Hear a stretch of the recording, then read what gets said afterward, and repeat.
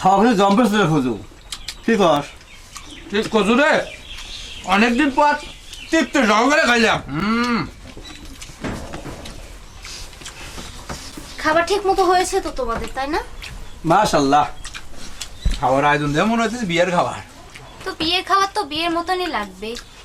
মস্করা করতেছো প্যান্ডেল নাই, বাদ্য বাজনা নাই, পর করে নাই, কিসের বিয়ে, কার বিয়ে?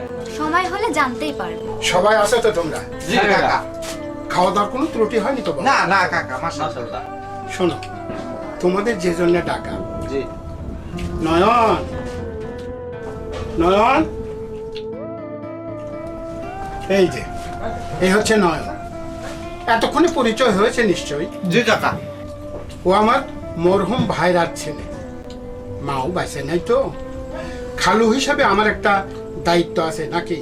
এই যে ফজু আর কানু, জি তোমাদের ব্যাপারে যতটুকু জানলাম, জমি জমা থাইকাও তোমরা বেকার আছিলা, এখন চাষাবাদে মন দিছ।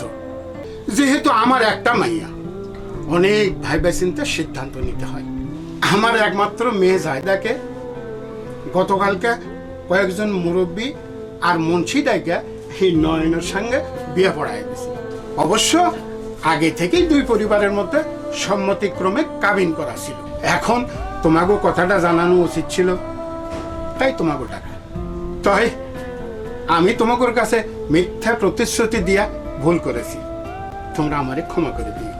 না জালাল ভাই, আপনি কোনো ভুল কাজ করেন নাই। আমার মাইয়া হলে আমি একই কাজ করতাম।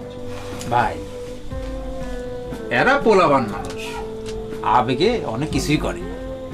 আপনি আগর কথা মনে কিছু নিয়েন না। কি কস গেদা? হ্যাঁ কাকা, অবশ্যই কাকা ফজলু ভাই আর কাঞ্চন ভাই, আপনাদের যদি যোগ্যতা থাকে তাহলে দেখবেন অনেক সুন্দর মেয়ের বাবারা আপনাদের পেছনে লাইন দিবে। যোগ্য না হলে কালো কুৎসিত মেয়েরাও পছন্দ করবে না। আর আমাদের জন্য দোয়া করবে।